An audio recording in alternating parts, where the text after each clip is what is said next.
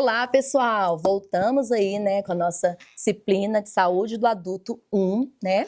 E nós vamos trabalhar hoje a unidade 3, né? Vamos trabalhar todas as patologias aí associadas ao sistema respiratório, né? Lembrando que na unidade passada trabalhamos, né, o sistema cardiovascular e hoje nós vamos trabalhar as principais patologias associadas ao sistema respiratório aí que nós temos, que acomete o adulto, tá? Bom, quando a gente fala dessas patologias, nós vamos estar trabalhando, né, as maiores predominantes, né? Hoje que tem a maior taxa de mortalidade, que seria o quê? A asma, a pneumonia, insuficiência respiratória aguda, né? A questão da DPOC, que é a doença pulmonar obstrutiva crônica, edema pulmonar, tuberculose, embolia pulmonar e o derrame pleural, tá? Nós vamos fazer um resumo aí geral, né, dessas principais, né, que a gente não pode deixar passar, né? Por quê? Porque o enfermeiro, ele vai estar diretamente atuando ali, né, relacionado, né, há muitas patologias que são crônicas aí, né, no paciente adulto, e ele tem que saber conduzir, tá? Então, a primeira que nós vamos estar falando aí é a asma, né? Então, a asma, né, ela chega a ter uma questão mesmo, né, é uma doença da infância, né, que porém ela começa a ter sinais e sintomas na infância, né, e ela permanece. E aí, aos 7 anos, ela tem uma tendência, ou ela diminui, né, as crises, ou ela tem uma tendência ali de aumentar essa questão mesmo. E quando chega na fase adulta aí, né, tem uma predominância, né, dela ter aquela questão mesmo, né, do retorno das crises, tá? Porém, quando fala que tem asma, a asma ela não tem cura, ela tem controle, né, das crises, as crises asmáticas, mas não tem cura, ok? E o que desencadeia aí, né, a asma, né? Pode ser fatores externos ou fatores internos, tá? Quando a gente fala aí que vai desencadear a questão aí mesmo da crise asmática, são os fatores que estão ali pré-existentes. Por exemplo, o estresse é um fator externo, né? As alergias, né, estão ali predominantes como fatores externos também. E já o fator interno é aquela questão mesmo, né, desde a infância, que vem trazendo ali as crises ali consecutivas, né, às vezes as questões alergias mesmo, né, desde a infância, que leva aos fatores ali respiratórios, tá? Então, ou seja, quando a gente fala da asma, vai ser o quê? Uma doença pulmonar o quê? Obstrutiva, né? Aonde vai ter a diminuição do calibre ali, né, dos brônquios, né? Aonde vai fazer com que tenha, né, realmente ali, né, um edema naqueles brônquios ali, aonde tem uma produção maior ali, né, de muco, que vai ali estar atuando ali na diminuição da passagem do ar, tá? Nos brônquios. Por isso que a pessoa, ela tem ali, né, ela vai apresentar como sinais e sintomas ali mesmo, né, tosse persistente, dispneia, sibilhos, né, quando você vai escutar, sensação de aperto no peito, né, taquipneia, taquicardia, né, ela usa a musculatura acessória também ali, né, nessas crises, lembrando que dependendo da crise que tem, né, pode levar a uma parada cardiorrespiratória, tá? Então é muito importante o acompanhamento e o uso da medicação correta, que na maioria das vezes a medicação vai ser os broncodilatadores, né? Lembrando, se diminuir o calibre ali, né, daquele brônquio ali, ou seja, tem uma obstrução ali, um edema, então vai dificultar a passagem do ar. Então a medicação ela faz com que tenha essa dilatação para melhorar essa questão aí do aporte de oxigenação, tá? Então, é importante essa questão mesmo, né, do acompanhamento. Então, são os broncodilatadores, anticolinérgicos, né, os corticoides aí, né, e oxigênio terapia aí, principalmente na crise asmática, tá? Lembrando que tem pessoas, né, que têm as crises aí muito direto, consecutivas ali, que tem que estar fazendo uso ali, né, da bombinha, né, que é um broncodilatador que está ali presente. Então tem que fazer esse uso mesmo, porque às vezes até o estresse leva à crise, né, da asma. Então é importante aí, né, a questão do uso aí e o oxigênio também, tá? Então temos que saber. Então chegou um paciente, né, em crise asmática, tem que estar ali já diretamente ali administrar os fármacos, monitorização, oxigenoterapia, né, está ali fazendo todas as intervenções possíveis, né, para aquele paciente, né. Muitos pacientes, inclusive, têm que fazer, né, o uso aí, né, de adrenalina. Lembrando que o uso de adrenalina, né, tem que ter a questão mesmo da prescrição médica e muito cuidado quando faz esse uso aí da adrenalina, tá? Por causa da questão da dosagem. Outra patologia que está muito associada, né, no adulto aí, né, é a pneumonia, né? A pneumonia, ela tem uma grande prevalência, tanto na questão do idoso, né, como na criança, tá? E nessas duas classes aí, bem específico cuidado aí, tá? Por quê? Porque ela leva mesmo a uma questão aí mesmo, né, perigosa aí, tanto no adulto e no idoso, como também na criança, tá? Então, é importante, é um processo inflamatório, né, onde vai acontecer a inflamação do parencima pulmonar, né, aonde tem aí, né, a questão mesmo, né, está direcionada, pode ser uma pneumonia, né, derivada bacteriana, fúngica, viral, né, então a maior predominância é bacteriana, tá, leva o acometimento aí da parte do parencima pulmonar, aonde é um processo inflamatório, né, que faz com que tenha aí, né, um quadro aí mesmo de dispneia, hipoxemia, taquipneia, né, os batimentos da asa do nariz, ansiedade, né, febre, calafrios, tontura, tá? Muitas pessoas acham que pneumonia tem que ter febre. Gente, não vai nessa, tá? Tem pacientes que apresentam um quadro de pneumonia e que ele não tem febre, tá? Então, como que tem que ser avaliado? Através de exames laboratoriais, onde vai ver lá, né, toda aquela questão, resposta imunológica, né? Então, é importante, né, nos exames laboratoriais, verificar a questão mesmo, né, de toda essa questão, como que tá, né, lá os leucócitos. Então, a gente sabe que uma leucocitose, por exemplo, aumentada, está indicando que tem uma infecção bacteriana, então é importante. Radiografia de tórax, tá? É importante estar realizando, avaliação clínica juntamente. Então, são inúmeras ali questões para poder ter esse diagnóstico, tá? Tratamento é farmacológico, tá? Então, vai fazer o uso de antibióticos ali, oxigenoterapia, né? Antitérmicos, analgésicos ali, para poder estar trabalhando, tratando essa pneumonia. Lembrando que no idoso, né, nós temos um alto índice aí de mortalidade, tá? Então, principalmente no idoso, é considerado uma das segundas causas aí de maior índice de mortalidade no idoso é por pneumonia, tá? E lembrando também, né, que muitas vezes a questão também, né, do local, aquele paciente que está proveniente ali de várias internações ali também, ele fica proveniente de ter, né, a pneumonia adquirida, né, que fala que é aquela mesma onde teve contato ali, ou até mesmo teve o contágio ali, né, dos profissionais da saúde, acaba passando, tendo essa transmissão aí, tá? Então tem que ter muito cuidado. Então, o profissional da saúde que está lidando ali diretamente, a questão de segurança do paciente, lavagem de mãos, né, ao tocar no paciente, em todo procedimento que faz no paciente para não estar realmente ali, né, relacionando, fazendo essa transmissão aí, tá? Nós temos aí também a insuficiência respiratória aguda, né, que é conhecida também como IRA, né? O que é? É a dificuldade aí, né, mesmo de respirar.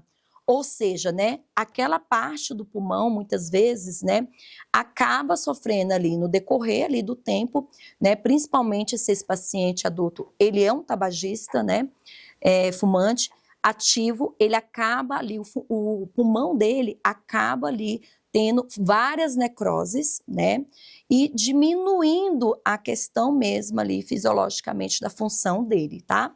Aonde vai levar a esse prejuízo da troca aí de gasosa aí, né, que faz com que tenha mesmo, né, essa insuficiência, ou seja, né, não consegue respirar, né, suficientemente ali, né, aonde vai levar, né, toda essa oxigenação aí para os sistemas aí, tá?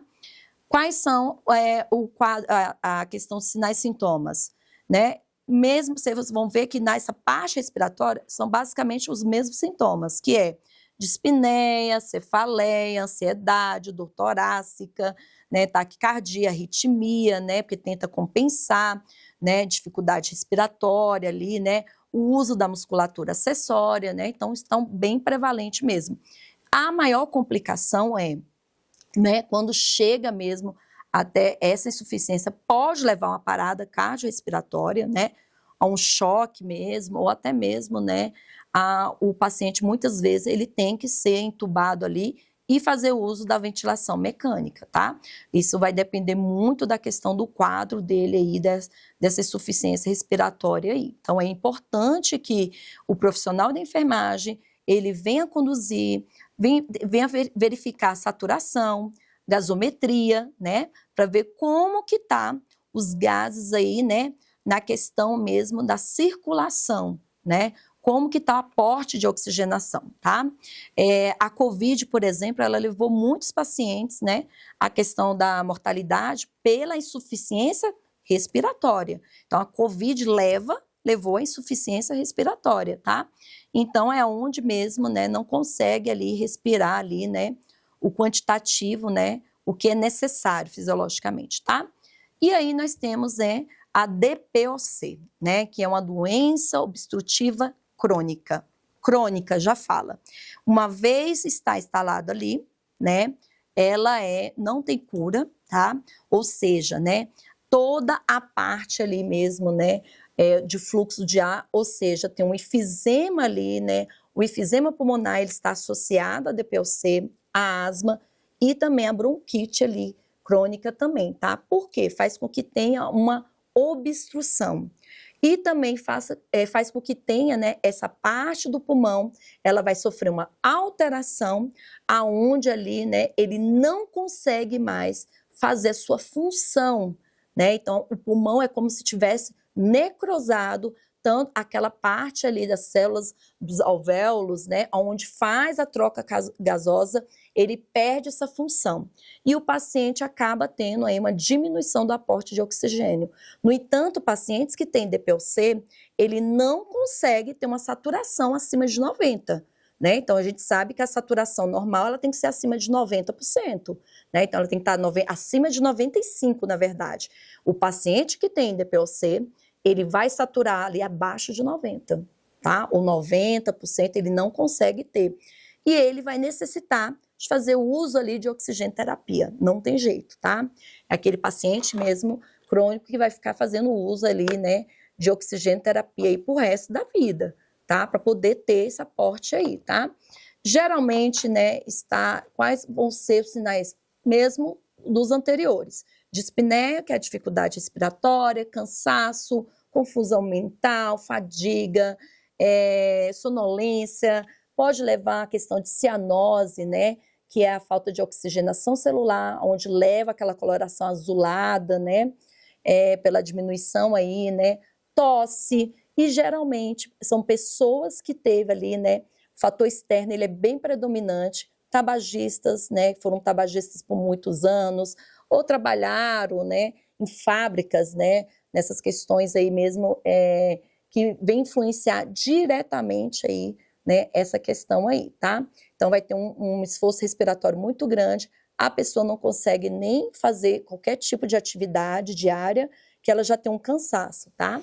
Então é importante. E quando tá na crise, é de extrema importância mesmo, né, esse paciente ser acompanhado. Por quê? Porque ele estando na crise, ele pode ter até uma parada cardiorrespiratória, tá? Então, é importante essa avaliação.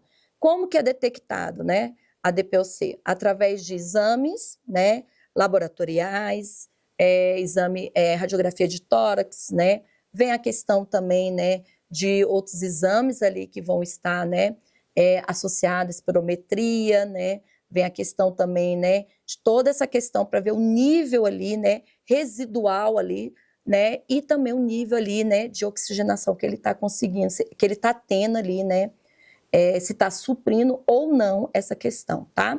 E nós temos aí também uma outra patologia bem associada, que é o edema agudo de pulmão, tá? O nome já fala, edema, né?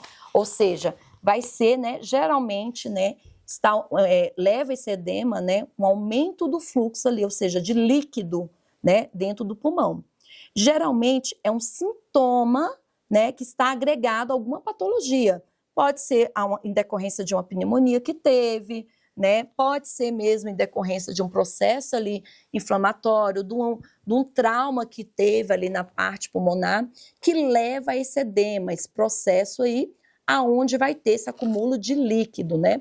E isso faz com que tenha ali, né, uma dificuldade ali também do aporte de oxigenação também, tá?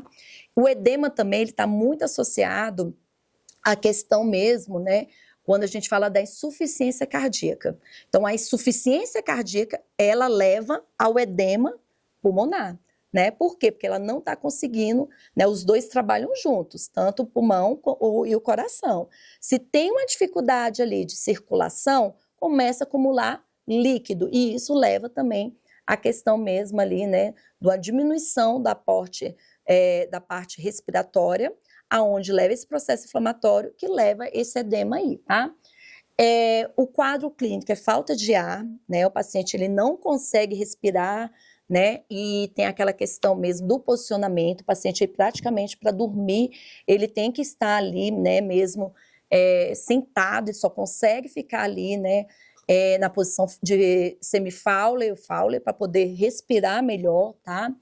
É importante ali também, né, a questão ali da oxigenação, né, lembrando para ajudar ali, ele vai apresentar uma êxtase jugular ali mesmo, pelo esforço que ele faz para respirar, tá? É uma respiração ruidosa, tá? E muitas vezes, né, esse paciente apresenta sudorese, ansiedade, taquipneia também, tá? É importante a avaliação. Na radiografia consegue ter essa visualização, nos exames também aí, né, laboratoriais. Geralmente, paciente que tem insuficiência cardíaca congestiva vai ter juntamente um edema aí, vai levar um edema, tá? Muitos pacientes que tiveram também COVID leva também a uma questão do edema aí, tá? O tratamento geralmente, né, vai ser diuréticos, né, para ajudar a melhorar, diminuir, né, essa questão da presença do líquido pulmonar, também os digitálicos também, que vai aumentar, né? E também, às vezes, paciente, às vezes é necessário ali mesmo, né, fazer uma drenagem, ou seja, precisa de ter um dreno ali na parte pulmonar para drenar esse líquido aí, para diminuir esse edema aí, tá? Então, é importante melhorar as condições aí desse paciente na questão da condição respiratória, deixar as vias aéreas aí, né, desobstruídas, né? Deixar bem o paciente sentado, posição sentada, né? Semi-Fowler, para melhorar esse aporte de oxigênio aí, tá? Tem paciente que às vezes vai precisar ter uma intubação, não tem jeito, tá? Então vai precisar ser intubado, então ele precisa ter um acesso venoso ali calibroso, a administração de oxigênio, porque às vezes, né, o oxigênio não está ali suprindo a necessidade. Por isso que às vezes é necessário mesmo ter essa questão da intubação aí, ter todos os cuidados aí, onde vai ser monitorização, verificação de saturação e também a verificação aí da gasometria arterial, aonde vem trazendo, né, os níveis dos gases aí na corrente sanguínea, tá? E nós temos aí a tuberculose, né? A tuberculose, né, ela não quer dizer que só acomete a parte pulmão, tá? Nós temos a tuberculose que pode acometer outros sistemas também, mas a maior predominância é o pulmão aí, tá? Então, é uma doença infecto-contagiosa, né? Aonde vai atacar principalmente, então, os pulmões, né? Pela micobactéria aí, né, da tuberculose, né, que é o bacilo de Koch, né? Por que o bacilo de Koch? Que foi, né, lá o Koch que descobriu esse bacilo aí, né, aonde, né, foi descoberto, né, essa doença, tá? Ela vem trazendo aí, né, o contato aí, né, com as partículas aéreas aí, aerosóis, faz com que tenha transmissão, tá? Então, o paciente que tem tuberculose tem que ter uma precaução de contato, isolamento, né, e tem que ficar em isolamento. Por quê? Porque até que ele venha tratar, tomar as medicações, né, os bacilos estão ali, né, gram-positivos ali, aéreos ali, e está ali, né, na transmissão, tá? Através da fala, através do espirro, do contato ali, então tem que ficar em isolamento mesmo, tá, o paciente. O paciente, ele vai ter um quadro aí de tosse persistente por mais de 3 semanas, então aquela pessoa, né, adulto que tem um quadro de tosse que não melhora, recorrente ali por mais de 3 semanas, né, febre baixa, fraqueza no corpo, uma perda significante aí do apetite, até mesmo uma perda de peso aí, tá? Sudorese noturna, tá? Então, assim, é importante, tá? Fazer a baciloscopia, né? Que é o exame, né? Através do escarro, onde vai verificar aí, né? O bacilo, tá? Então, é importante fazer uma radiografia de tórax, porque geralmente acaba tendo algumas infiltrações pulmonares, né? Aonde vão ficar ali alguns infiltrados, aonde tem esse diagnóstico aí, tá? E os exames laboratoriais, como eu falei, né? O paciente tem que estar em jejum para fazer a baciloscopia, que é o escarro mesmo, né? Logo pela manhã ali, né? Para poder verificar se tem ou não a presença aí do bacilo, tá? É importante fazer o uso das medicações, né? O tratamento vai de 6 a 12 meses, tá? Por quê? 6 meses ali, lembrando que, né, se ele fizer corretamente, então o tratamento é feito pelo SUS, as medicações, tudo certinho, né? E se ele não fizer, se ele deixar de fazer, né, o tratamento ou interromper o tratamento, ele vai ter que fazer totalmente tudo de novo e vai ficar aí mais 6 meses, tá? Então é importante essa questão aí, né, de orientação, condução, e é uma doença de notificação compulsória. Então precisa ser notificada e precisa também ter o acompanhamento das pessoas que convivem com essa pessoa aí que está aí, né, com a tuberculose, tá? Por muito tempo a tuberculose ela é conhecida mesmo como uma doença da pobreza, da miséria, porque pessoas que estão, moradores de rua ou que estão em locais de aglomerações têm uma maior predisposição para ter a tuberculose, tá bom? Mas espero que vocês tenham gostado, tá? É um resumo aí, né, do que nós temos de principal aí relacionado às doenças aí respiratórias. Até a próxima unidade.